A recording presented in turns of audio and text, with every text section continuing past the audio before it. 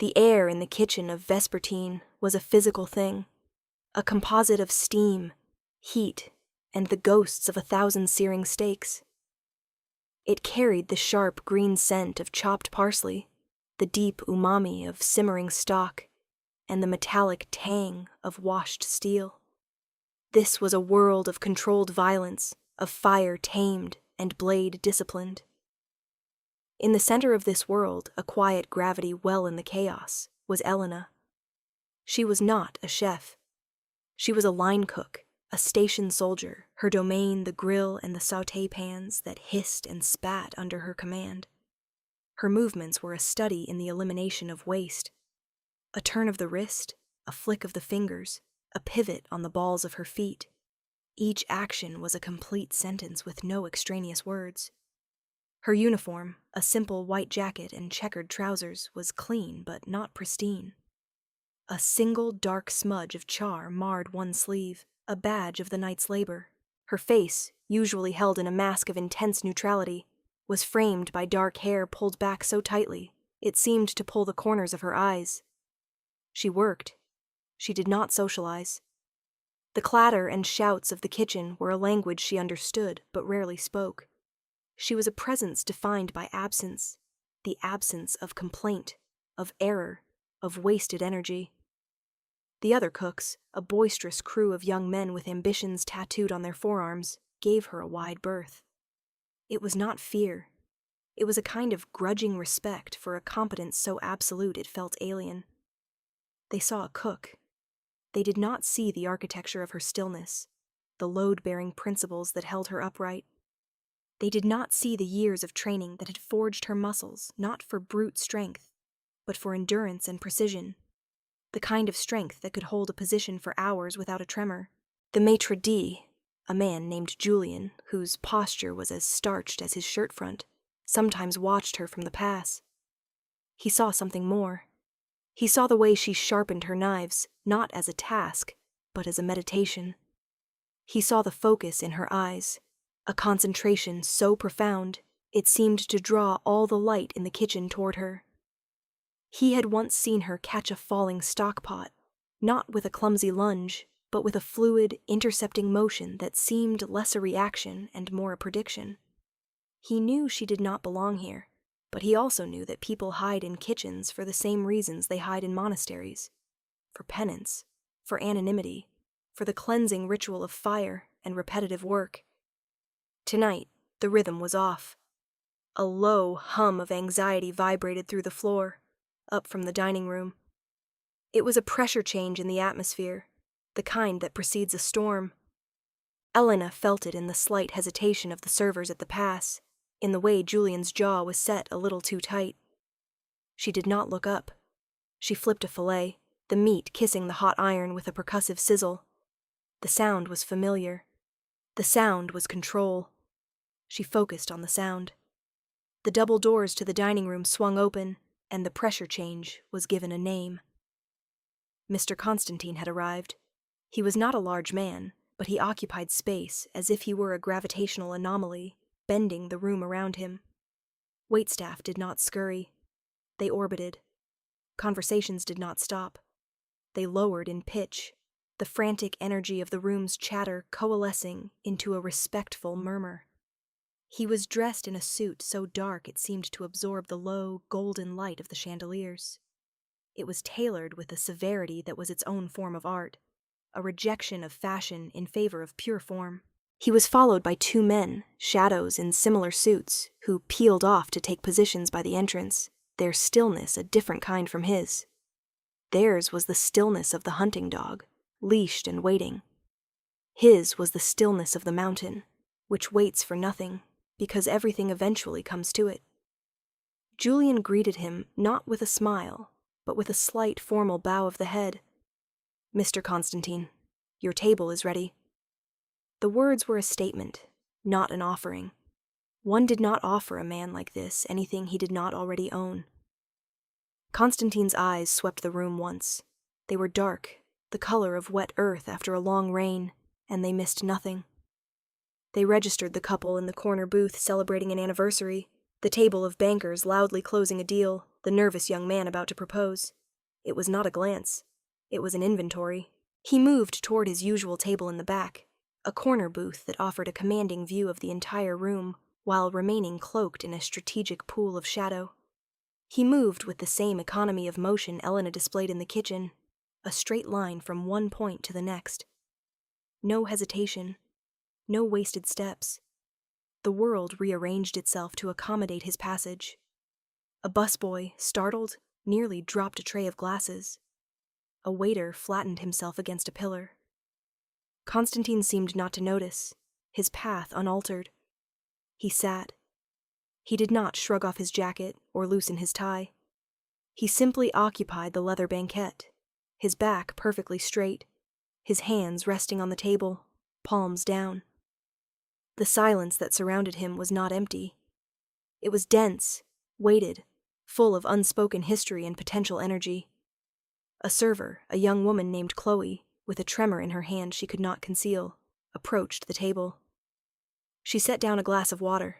The slight clink of glass on linen was deafening in the bubble of quiet that enveloped the table. He did not look at her. His gaze was fixed on the menu, though he never read it. He ordered the same meal every Tuesday. The ribeye, medium rare.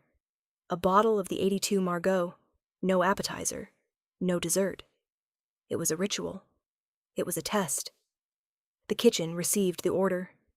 A ticket printed from the machine with a sharp, mechanical chatter.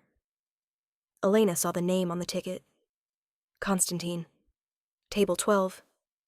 Her movements did not change. The heat of the grill on her face was a constant. The weight of the tongs in her hand was a known quantity. But inside, a switch was flipped. For this steak, every variable would be controlled. The temperature of the grill, the grain of the salt, the resting time down to the second. It was not about fear of the man. It was about respect for the principle he represented. Absolute, uncompromising standards. Her father had taught her that. The best ingredients, the most precise technique, they are not for the customer. They are for you. They are a statement of your own integrity. She selected the cut of beef herself, a thick, beautifully marbled piece from the back of the cooler. She held it for a moment, feeling its weight, its cold density. It was a promise. She intended to keep it. The doors to Vespertine crashed open, a violation of the room's carefully curated tranquility. 3 men entered, led by one who wore his arrogance like an expensive, ill-fitting suit. He was young, his face still holding a trace of adolescent softness that was contradicted by the coldness in his eyes. His suit was sharkskin, shimmering under the light, his tie a slash of garish red. This was Rico, Mr. Constantine's nephew, a fact that afforded him a latitude that his own merits never could.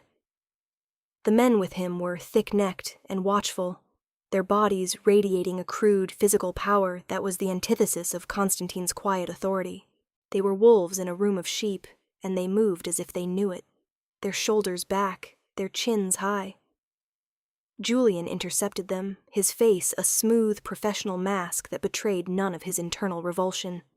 "Gentlemen, do you have a reservation?" Rico laughed, a short, barking sound that made a nearby diner flinch. Reservation? He looked around the room, his eyes finally landing on the corner booth where his uncle sat, impassive as a statue. "We're with him." He pushed past Julian without waiting for an answer, his entourage following in his wake. They were a ripple of discord moving through the calm water of the dining room. Rico approached table 12 and slid into the booth opposite his uncle. He did it with a careless slouch, throwing one arm over the back of the seat. The gesture was a performance of ease, but it was betrayed by the tension in his jaw. "Uncle, good to see you." Constantine did not reply immediately. He finished taking a slow, deliberate sip of his wine, placing the glass back on the coaster with a soundless precision. His eyes, cold and analytical, appraised his nephew. "Rico, you are late." It was not an accusation. It was a verdict. Rico's bravado faltered for a fraction of a second. He waved a dismissive hand. "Business? You know how it is." He snapped his fingers at the server, Chloe, who was hovering nearby, her face pale. "Champagne. The good stuff. And bring some for my uncle." Constantine raised a single, long finger, a gesture of almost imperceptible negation. "I am drinking my wine." The refusal was quiet, but it landed in the space between them with the force of a physical blow. It was a demarcation. "We are not the same." Rico's face tightened, a flash of resentment in his eyes before he masked it with a smirk. He turned his attention to the room, his gaze predatory and dismissive. He was a creature of noise and agitation, a stark contrast to the coiled stillness he now faced. He needed to assert his own power, to fill the silence his uncle commanded. He needed a target. His eyes found one. An old man, Matteo, the restaurant's most senior busboy, was clearing a nearby table. Matteo had worked at Vespertine for 40 years. His back was stooped, his hands gnarled with arthritis, but his movements were still imbued with a quiet, practiced dignity. He stacked plates with a gentle precision, ensuring the silverware did not clatter, his presence a part of the restaurant's history, as integral as the dark wood paneling and the worn leather of the booths. Rico watched him, a cruel smile playing on his lips. The steak arrived. A different server, a man with more experience, placed the plates before both Constantine and Rico. Constantine's steak was perfect. A deep, caramelized crust, the faintest blush of pink visible at its edge. He picked up his knife and fork. Rico stared at his own plate. He prodded the meat with his fork, then sawed off a piece with a crude, hacking motion. He chewed it, his expression one of exaggerated disgust. "This is overcooked." He said it loudly, for the benefit of the room. He pushed his plate away. At that moment, Matteo was passing their table, his hands full of dirty dishes. Rico stuck out his foot. It was a petty, deliberate act. Matteo, caught off balance, stumbled, his frail body lurching forward. The plates crashed to the floor, a cacophony of shattering porcelain and clattering silver. A woman at a nearby table gasped.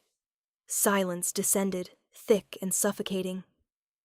Matteo lay amidst the wreckage, a thin trickle of blood running from a cut on his forehead. He didn't make a sound, his face a mask of shame and pain. Rico laughed. Clumsy old fool. He looked at his uncle, seeking approval. A shared joke. Constantine's face was unreadable. His eyes were not on Rico, nor on the broken plates. They were on Matteo, who was slowly, painfully trying to push himself up. Rico, enjoying his stage, picked up his heavy steak knife. He examined it as if it were a faulty tool. And this knife? It's dull. He let it slip from his fingers. It clattered onto the marble floor, spinning for a moment before coming to rest near Matteo's trembling hand. He kicked it slightly, sending it skittering under the table. "Get me a new steak, and a new knife." His voice was a whip crack in the silent room. Julian, the maitre d', rushed forward, his face ashen. "Sir, my apologies, we will replace it immediately." Chloe, the young server, was frozen, tears welling in her eyes. The entire restaurant was a tableau of suspended animation, every diner a spectator to this small, brutal play of power. Julian knelt to help Matteo, but the old man waved him away, his pride a shield against the pity in the maitre d's eyes. He began to pick up the broken shards of ceramic with his shaking hands. No one looked at Rico. They looked at Constantine. He had not moved. He had not spoken. He simply sat, a monolith of silence, watching the scene unfold as if it were a distant and uninteresting planetary event. His inaction was its own statement. This was his nephew's world, a world of cheap cruelty and loud dominance. He would not dignify it with his intervention. Julian, desperate to restore order, turned to one of the waiters. "Tell the kitchen. Table 12 needs a new steak, and find the cook who made this one." The waiter burst through the kitchen doors, his face pale with panic. "Table 12, Constantine's table." The nephew sent the steak back. "He says it's overcooked." He wants to see the cook. The kitchen noise, which had returned to its normal hum, died instantly. Every eye turned to Elena. Sending a steak back from that table was not a complaint about food. It was a challenge, a power play. The head chef, a man who normally ruled his kitchen with a booming voice and theatrical fury, seemed to shrink. He looked at Elena, his expression a mixture of fear and plea. Go. Just apologize. The words were a surrender. Elena felt a cold stillness settle over her. It was a familiar feeling, the calm that precedes a necessary, unavoidable action. She looked down at her hands. They were steady. She wiped them on her apron, a slow, deliberate gesture. She untied the strings and let the apron fall onto her prep station. She was no longer a cook. She was something else. She began to walk. Her path from the heat of the grill line, past the clatter of the dish pit, through the swinging doors, and into the hushed, carpeted world of the dining room was a journey across a border. The air changed. The light changed. The rules changed. In the kitchen, the rules were about heat, time, and chemistry. Out here, the rules were about power, fear, and performance. Her flat, rubber-soled kitchen shoes made no sound on the plush carpet. All noise in the restaurant seemed to have ceased, replaced by a collective, held breath. Every diner was watching her approach table 12. They saw a woman of average height, dressed in the humble uniform of a line cook. They saw the smudge of char on her sleeve and the severe tightness of her hair. They saw a servant being summoned to account for her failure. They did not see the balance in her posture, the way her weight was perfectly centered. They did not see the muscles in her forearms, coiled and dense under her skin. They did not see the complete absence of fear in her eyes. Her gaze was not defiant. It was not angry. It was analytical. She was assessing a problem. Julian intercepted her, hissing in a low, urgent whisper. Just apologize. Whatever he says, just agree. Do not provoke him. She walked past him as if he were not there. Her focus was entirely on the table, on the 3 men who sat there. Rico watched her come, a smirk of triumph on his face. He was enjoying this, the public humiliation of the person responsible for his overcooked steak. He leaned back, ready to deliver his tirade. Constantine watched her too. His expression had not changed. He was still observing, his mind a silent, calculating engine. But for the first time, his attention was fully on her. He saw what the others did not. He saw the way she walked. It was not the shuffling, apologetic gait of a scolded servant. It was the measured, deliberate tread of someone moving toward a destination they had chosen. It was a walk he recognized. It was the walk of a soldier. Elena stopped at the edge of the table. She did not look at Rico. She did not look at Constantine. Her eyes were fixed on the floor, on the space beneath the table where the steak knife lay in the shadows. She took 1 step closer, bent at the knees in a smooth, athletic motion, and reached under the table. Her fingers closed around the cool, weighted handle of the knife. She rose, holding it loosely in her hand, the blade pointing toward the floor. The light caught the polished steel. Rico leaned forward, his voice dripping with condescension. You the one who burned my steak? You have anything to say for yourself? Elena did not answer him. She did not even look at him. Her attention was now on the old man, Matteo, who was on his hands and knees, still carefully picking up shards of broken plate, his head bowed in humiliation. She saw the blood on his wrinkled hand. A flicker of something cold and hard moved behind her eyes. It was a memory, a courtroom, a father with a bowed head, a predator in an expensive suit, smiling that same smile. The memory lasted only a second, but it was enough. It was the striking of the flint, the spark. She turned her gaze to Rico. For the first time, she met his eyes. He saw something there he did not expect. It was not fear. It was not anger.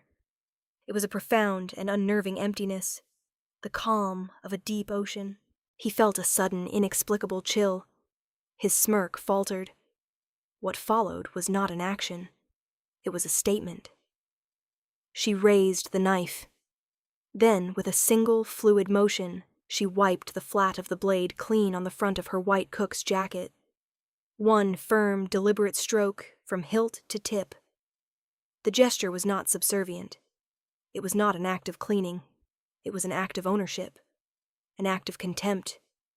It was a gesture that said, "This tool, which you have discarded and disrespected, is mine to purify. This stain on my uniform is of less consequence than your performance of disgust." The silence in the room became absolute, a physical pressure on the eardrums. Every person present understood, on a primal level, what they had just witnessed. It was not an apology. It was a judgment. Elena leaned forward, her movements economical and precise. She placed the knife back on Rico's side plate. The click of steel on porcelain was the only sound in the world. It was as loud as a gunshot. Then she stood back, her hands at her sides, and simply waited. Her posture was relaxed but alert. She had made her move. Now it was his. The power dynamic of the entire room, of the entire universe, it seemed, had just been rewritten by a line cook with a dirty knife. Rico stared at the knife, then at Elena. His face, a moment ago so full of arrogant certainty, was now a mask of disbelief. The blood drained from it, leaving a pasty, mottled white. He looked around the room at the sea of watching faces and saw not admiration for his power, but a stunned fascination with hers. He had been publicly, silently, and utterly neutered. The smirk was gone, replaced by a twitching at the corner of his mouth. A low growl started in his chest. You think you can disrespect me?" He started to rise from his seat, his hand balling into a fist. His two bodyguards, who had been lounging by the door, tensed and took a step forward. The air crackled with the promise of violence. It was about to explode. Then a voice, quiet and low, cut through the tension. "Rico." The word was not loud, but it had the density of a block of granite. It stopped Rico cold, his body frozen halfway out of the booth. It was Constantine. He had not moved. His hands were still flat on the table, but his eyes were now fixed on his nephew, and the dispassionate curiosity was gone, replaced by something as cold and hard as a glacier. "Sit down." It was not a request. It was a command that bypassed reason and went straight to the brainstem. Rico hesitated for a second, a war playing out across his face between his wounded pride and a deep, instinctual fear. The fear won. He sank back into the booth, his movements clumsy, his face burning with a humiliation far deeper than before. Constantine's gaze remained on him for a moment longer, a silent pinning that stripped away the last of Rico's bluster. Then he looked at his bodyguards. "Leave." They glanced at each other, then at Rico, their loyalty uncertain. Constantine's voice dropped even lower, becoming a soft, deadly murmur. "Now." They turned and walked out of the restaurant without a backward glance. In the space of 10 seconds, with 4 words, Constantine had surgically removed all of Rico's perceived power. He was now just a boy in a fancy suit, sitting opposite a man he could not challenge, having been put in his place by a woman he could not intimidate. Constantine then turned his attention to Elena. He studied her for a long moment. His face was impossible to read, a landscape of controlled neutrality.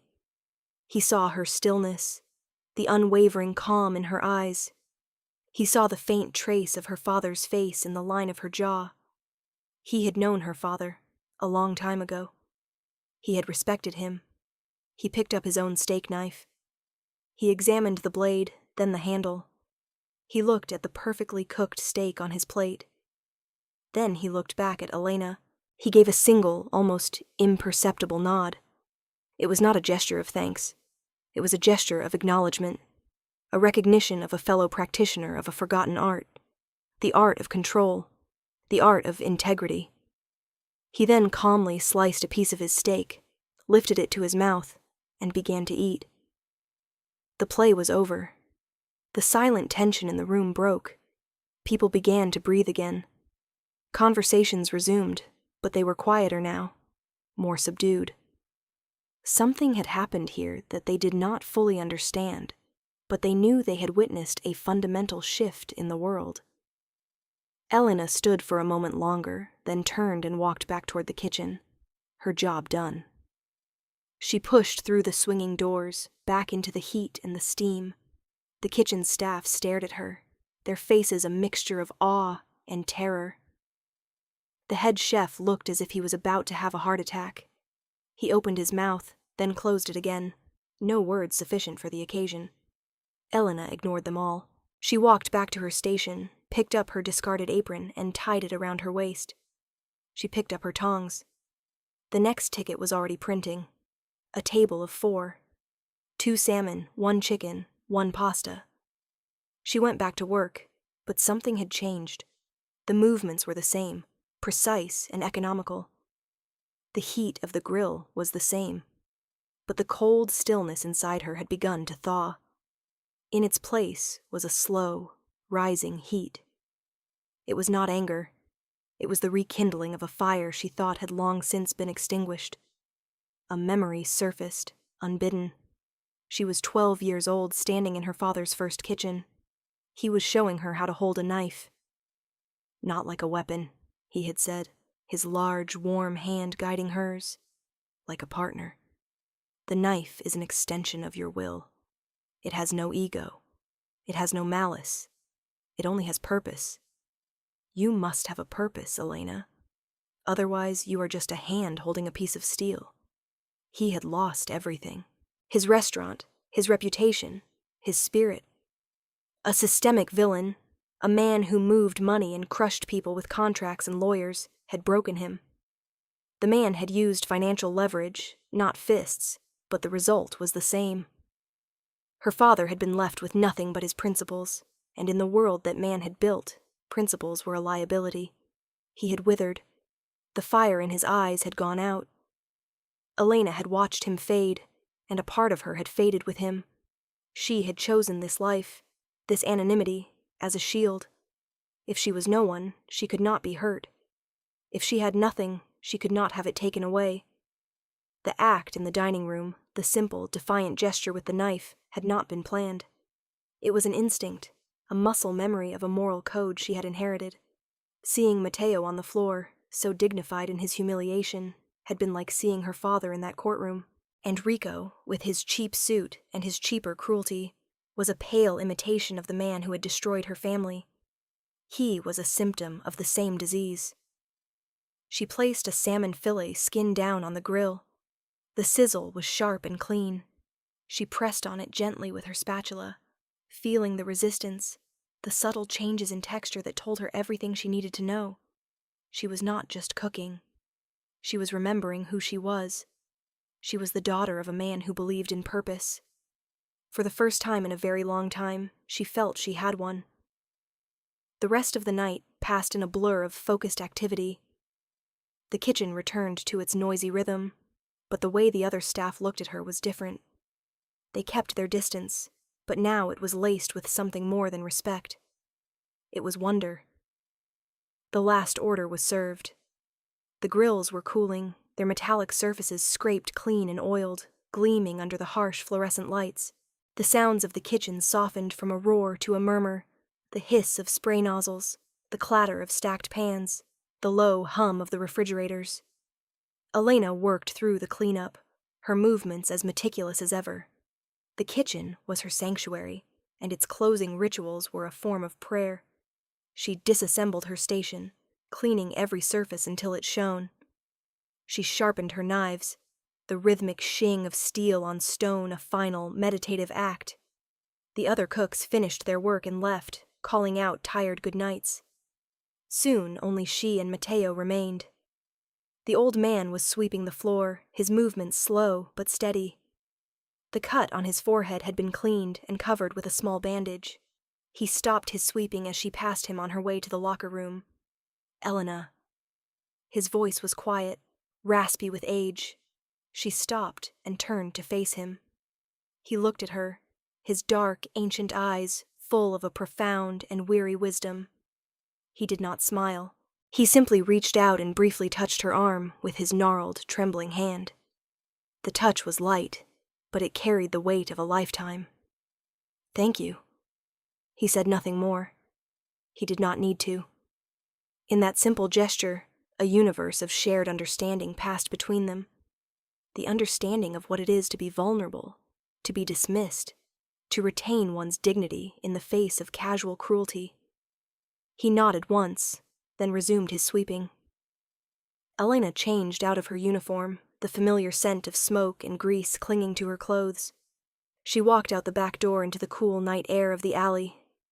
The city's noise was a distant roar. The alley smelled of wet concrete and garbage. It was a transitional space, a place between worlds. She usually hurried through it, eager for the anonymity of the crowded streets. Tonight she paused, leaning against the cold brick wall, letting the coolness seep into her.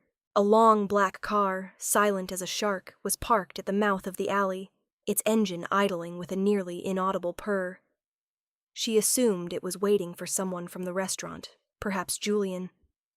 But as she started to walk past it, the rear door opened. A man in a dark suit, the driver, stood by the open door. He was not one of the men who had been with Rico.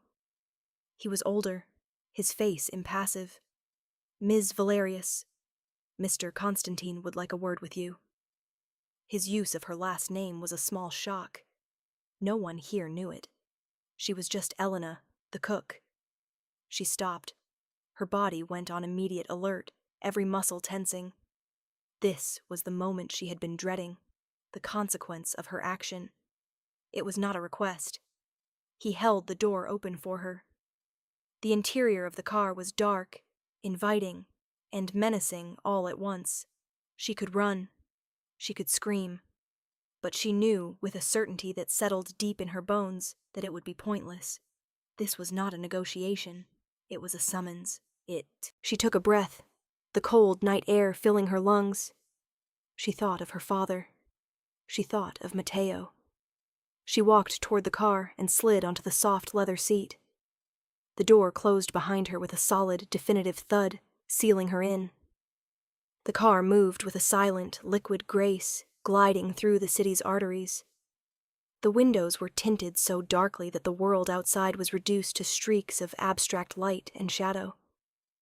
The interior was a cocoon of quiet luxury, smelling of expensive leather and something else, something clean and cold, like high-altitude air.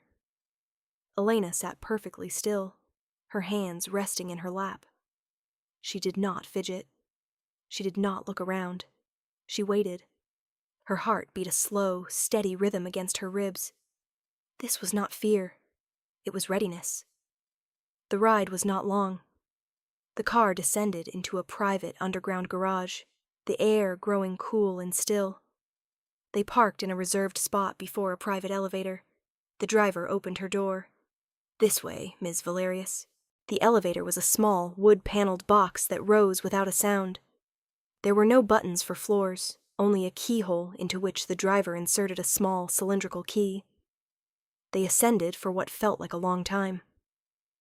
The doors opened directly into a penthouse apartment. The space was vast and minimalist. Floor-to-ceiling windows revealed a panoramic view of the city's glittering sprawl, a silent, godlike perspective. The furniture was sparse and geometric. A low black sofa, a single chair, a glass table. It was not a home. It was a headquarters, a throne room. Mr. Constantine was standing by the window, his back to her, looking out at the city he so clearly controlled. He was holding a glass of amber liquid. He did not turn around as she entered.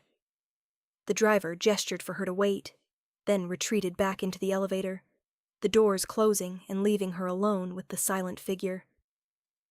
The silence stretched, thick and heavy. Elena did not speak. She stood where the driver had left her, her posture straight, her gaze steady. She was in the predator's den, but she would not act like prey. Finally, he spoke, his voice calm and resonant in the quiet room. The 82 Margot. It was my father's favorite. He believed a great wine was not about the taste. It was about the story it told of its time, its soil, its struggle. Most people who drink it today do not taste the story. They only taste the price. He turned from the window. His eyes in the dim light of the apartment seemed darker, deeper. He gestured to a small, immaculate kitchen, more of a culinary laboratory than a place for cooking, set off to one side of the main room. There was a bottle of wine on the steel counter, and 2 glasses. He walked toward it. Your father, André Valerius. He was a great chef, a man of principle. He built an empire on quality, and it was destroyed by men who understood only quantity. He looked at her, his gaze direct and piercing. It was a statement, not a question. He knew. He knew who she was. The knowledge was a weapon, and he had just laid it on the table between them. She met his gaze, her own expression unyielding. He was a good man. The words were simple, but they carried the weight of her grief and her pride. Constantine nodded slowly. He picked up the bottle of wine. A Corton Charlemagne. 1996. He held it out to her, along with a corkscrew. Open this. It was a test, not of her ability, but of her breeding, her history. It was a key to unlock the past she had tried so hard to bury. She took the bottle and the corkscrew. Her hands were steady. She cut the foil cleanly, just below the lip. She inserted the worm of the corkscrew into the center of the cork, her movements practiced and fluid. She did not twist the bottle. She held it still and turned the corkscrew, her father's voice echoing in her memory. Respect the wine, Elena. Do not shake its history. She pulled the cork with a soft, barely audible sigh. It was a perfect extraction. She poured a small amount into one of the glasses and handed it to him. He did not taste it. He watched her. You have his hands, the hands of an artist. But you have your mother's eyes, the eyes of a fighter. He had known her mother, too.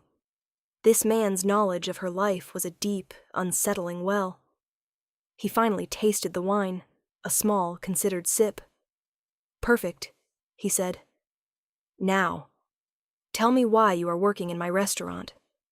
She did not answer him directly. She looked past him, at the city lights spread out like a carpet of fallen stars. My father lost everything. He built his world on a foundation of integrity. The man who took it from him built his on sand, but the world preferred sand because it was cheaper and easier to move. It was not an explanation. It was a philosophy, a statement of loss that had hardened into a worldview. Constantine listened, his head tilted slightly, as if weighing her words. And you chose to disappear, to hide in a place where integrity is measured by the temperature of a grill and the sharpness of a knife. A noble exile, perhaps, but a waste. He set his glass down on the steel counter. The click was sharp, precise. My organization is like your father's restaurant. It was built on principles, loyalty, honor, a certain quality. But a new generation has risen. Men like my nephew. They are loud and they are careless. They have no respect for the foundation. They are building on sand. He paused, his dark eyes locking onto hers. They see power as a performance, shouting in a restaurant, humiliating an old man. It is a weakness, a rot, the kind of rot that brings down empires. He walked back to the window, his silhouette framed against the sprawling city. I have a problem, Ms. Valerius. My house is rotting from within. I need someone who understands the difference between the appearance of strength and the reality of it. Someone who understands foundations. Someone who is not afraid to handle a knife. He turned to face her fully. The offer was coming. She could feel it coalescing in the air between them. I am not offering you a job as a chef. I am offering you a position as an auditor, not of finances, of quality, of integrity. I need you to find the weak points in my foundation. I need you to identify the rot, and I need you to tell me where to cut. It was an astonishing proposition. He was offering her a position of immense trust and power within his shadow world, a world of which she knew nothing. He was asking the daughter of the man destroyed by power to become a purveyor of it. "Why me?" she asked, her voice quiet but firm. "Because tonight, in my restaurant, you did not challenge my nephew's strength. You exposed his weakness. You did it without a word, without a threat. You used his own arrogance as a weapon against him. You reminded him and me that true power does not need to raise its voice." He took a step closer. "I am offering you a chance to do to men like him what was done to your father. Not for revenge, for balance. To restore the principle of the thing." She thought for a long moment. The offer was a crossroads. One path led back to the kitchen, to the safety of anonymity and the quiet penance of her chosen life. The other led into the darkness, into the world that had broken her family, but this time with a knife in her hand and a purpose. "I will not be your assassin," she said, her voice clear and without tremor. "I will not be your instrument of violence." Constantine's expression did not change, but a flicker of something that might have been respect showed in his eyes. "I am not looking for an assassin, Miss Valerius. I have plenty of those. I am looking for an architect, one who knows which walls are load-bearing." Her decision was not made with logic. It was made with the same instinct that had made her pick up the knife. It was the feeling of a lock clicking into place, of a purpose finally found. "I have one condition." Her voice was steady. "Matteo, the busboy. I want him retired, a full pension. He will never have to worry about money again, and he will be protected." Constantine considered this. Then he gave that same, single, infinitesimal nod. "Done. Anything else?" "Yes," she said. "Call me Elena." A month passed. The city's late autumn air grew colder, stripping the trees of their last stubborn leaves. At Vespertine, a new line cook worked the grill station, a young man with more ambition than talent.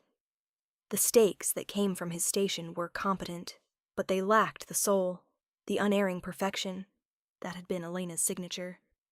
Matteo was gone. One day, he simply did not show up for his shift. Julian, the maitre d', announced that he had retired suddenly, having come into a small family inheritance. The staff whispered, and some of the older waiters who knew of the incident with Rico suspected a different story. They looked at table 12, where Mr. Constantine still sat every Tuesday, and wondered. Rico was also gone. He did not disappear violently. He was simply reassigned, sent to manage a portfolio of warehouses in a distant, undesirable port city. It was a demotion cloaked as a lateral move, a slow and quiet exile. His absence left a vacuum of noise and crude intimidation that was not filled. A certain calm had settled over Constantine's operations. The change was subtle, but palpable. Elena was a ghost within the machine. She no longer wore a cook's uniform. Her wardrobe was now simple, dark and tailored, cashmere sweaters, sharp trousers, soft leather shoes that made no sound. She did not have an office. Her domain was the transitional spaces of Constantine's empire, the quiet corridors of his corporate headquarters, the back rooms of his clubs, the loading docks of his distribution centers. She did not carry a weapon. Her tools were observation and a deep, intuitive understanding of human nature. She watched. She listened. She assessed. She moved through the organization not as a threat, but as a question. Her presence alone was enough to make people re-examine their own actions. She would stand silently in a counting room and watch the process, her stillness an unnerving audit of every movement. She would sit in the corner of a bar and observe the interactions between a manager and his staff, her gaze missing nothing. She was looking for the rot. The small compromises, the petty cruelties, the tiny fissures in the foundation that, left unchecked, could bring the whole structure down. Her reports to Constantine were never written. They were delivered verbally, in the minimalist quiet of his penthouse. They were sparse, declarative, and brutally honest. The manager at the Onyx Club is skimming from the bar. Not much, but it's the dishonesty, not the amount. The foreman at the dock is letting safety standards slip.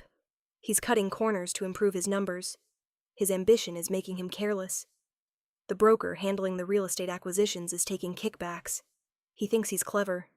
He is not. She never recommended a course of action. She simply identified the weakness. She was the architect pointing out the stress fractures. The decision of how to reinforce the wall, or whether to demolish it, belonged to Constantine alone. One evening, she sat with him in the penthouse. A fire burned in the minimalist hearth, casting flickering shadows on the walls. They were sharing a bottle of wine, a quiet ritual that had become the foundation of their strange partnership. "You were right," he said, his voice a low rumble. "It is a waste to have an artist cooking steaks." She looked at him, her expression unreadable. "And it is a waste to have a king commanding an army of fools." It was the first time she had spoken to him as a true equal. Her words a gentle but firm challenge. A rare, thin smile touched Constantine's lips. It did not reach his eyes, but it was there. "This is why I chose you, Elena. You do not just see the cracks in the walls. You see the flaws in the blueprint." He raised his glass to her. A silent toast. "To architects," he said. They sat in comfortable silence, the fire crackling, the city lights twinkling below like a fallen constellation. She was no longer hiding. She had not found peace, not yet, but she had found a purpose. She had learned that integrity was not a shield to hide behind. It was a foundation upon which to build. It was not a retreat from the world, but a way to reshape it. True strength was not the power to destroy. It was the discipline to build something that lasts.